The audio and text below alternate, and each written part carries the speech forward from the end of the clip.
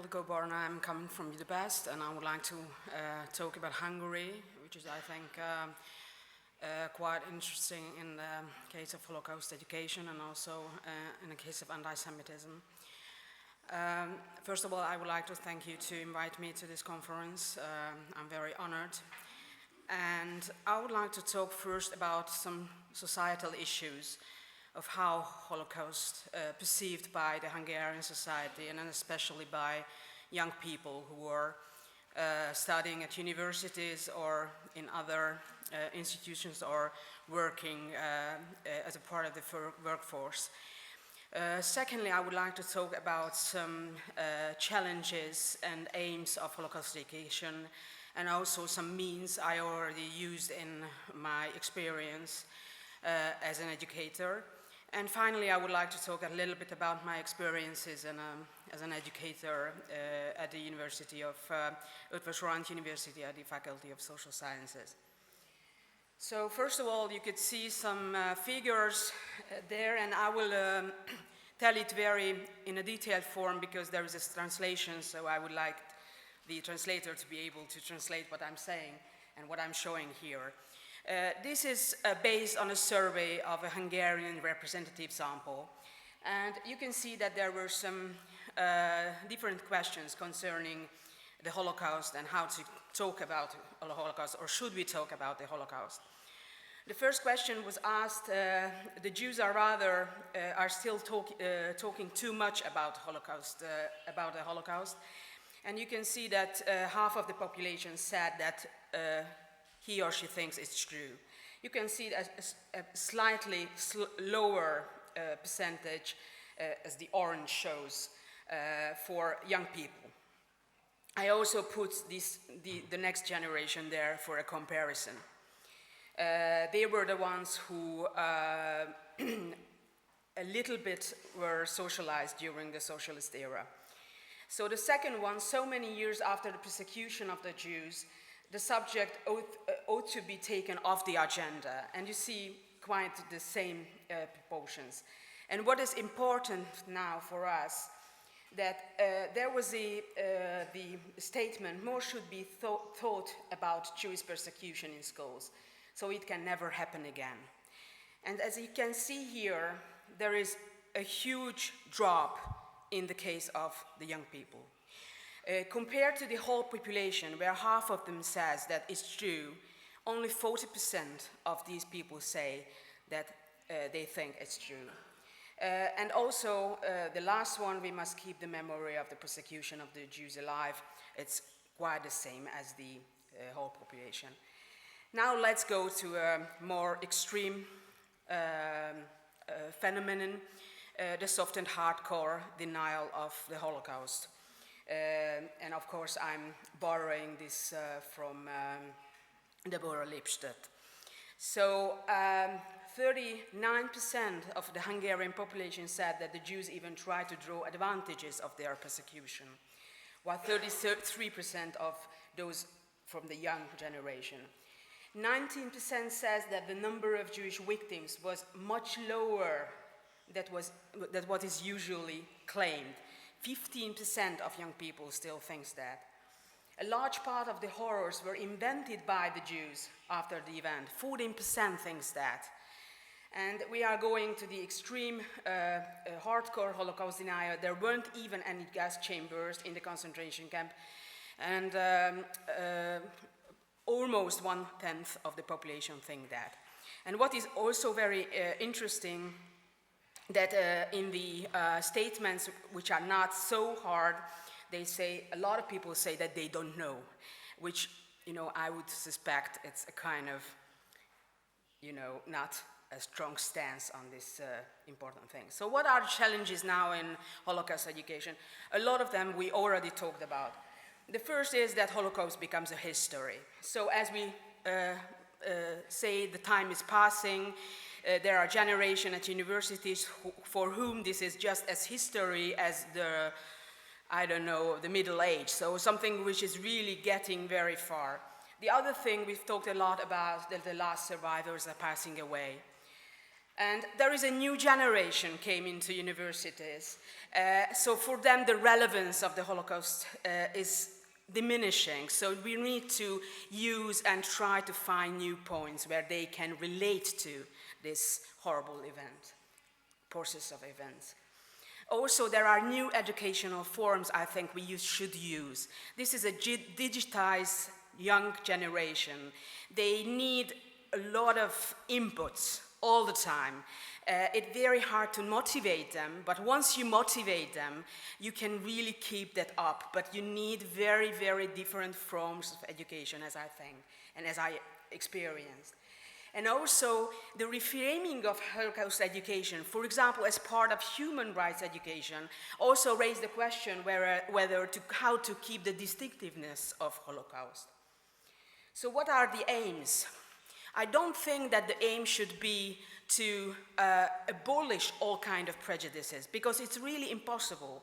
Our aim can be to immunize the majority against anti-Semitic and racist propaganda, building resilience, and this is a very important term, resilience, and resistance against anti-Semitism, racism, and discrimination, to sensitize. I think it's also very important, and I will go back to that in the means part, and building empathy is also very important.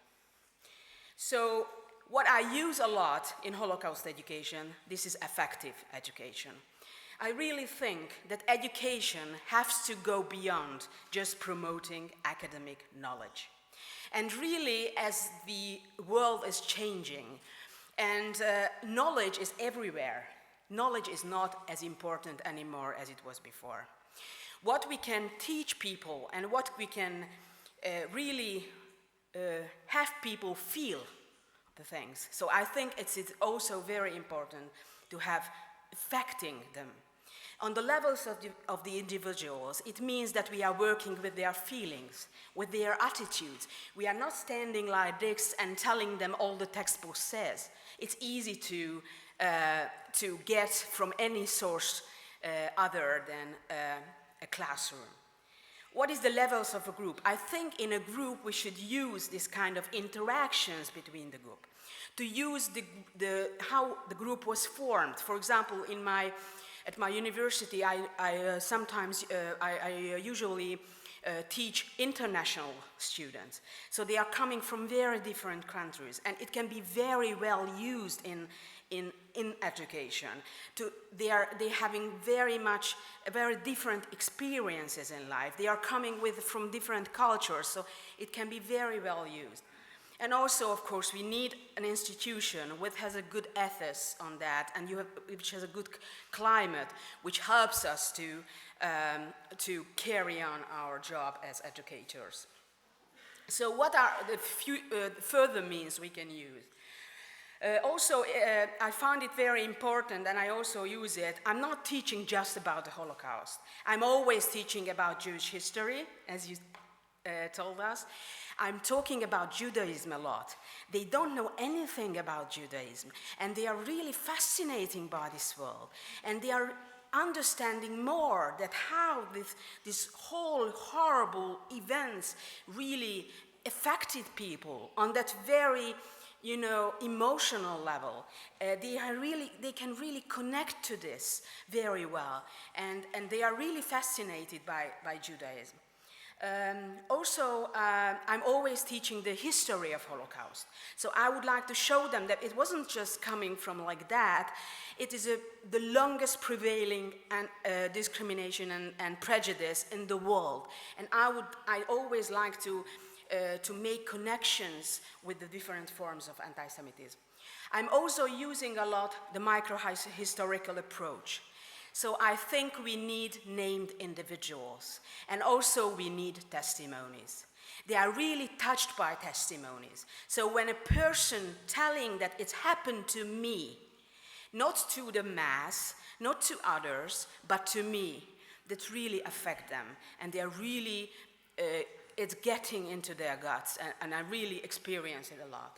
And also, if I have the chance, I invite survivors, and they can talk to them, so they are really have a sense of I a lot of times I experience very emotional scenes where they got very emotional during the classroom. That would never happen otherwise. The other thing is that I would like to focus not only about the victims and the perpetrators, but also about the bystanders and the rescuers. So, for example, my students, I took them to a walking tour in Budapest, so showing all the scenes of Jewish life first. Then I showed them the ghetto, the whole part, and I talked about the history. And finally, we went to different places where people could go for false papers and so on. So there were the rescuers were working, and we stood there, and I also used their mobile phones so they could look at old pictures and make a connection to that. So it was really, I find it very good. So I had three. Thank you. So I had three classes.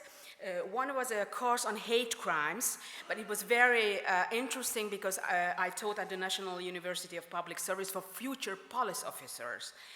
And it was amazing. I invited, actually at that time, I invited a victim of the Holocaust and the victim of the communist regime together. And they were talking to them, and they were raising questions. They couldn't stop. We just couldn't leave the classroom because they were so much full of emotions, and these are really future police officers. So they were, it was quite hard to get them into emotions. The other two courses, the one is for Hungarian students on anti-Semitism, racism, hate crimes, and hate speech. So this is a combined course. And the last one is for the international students I talked to you about. And here I also use this kind of effective education. I try to use less and less textbooks and more material, videos like the visual history archive I use a lot, and we have the special opportunity at ELTE that we have a full access to the visual history archive. But also there are a lot of materials and also testimonies from that archive at on YouTube, so you can really reach a lot of materials. And then I try to talk to them. The only problem a lot of times I face is that we have only 90 minutes together. So I try to put 2 or 3 classes together and then skip a few weeks, because I find it that you cannot show them horrible things as they say bye. So it needs to have a kind of how you make the whole thing. But I have very good experiences, and I hope that I can make just a little impact, but a little I hope I can. Thank you very much for your attention.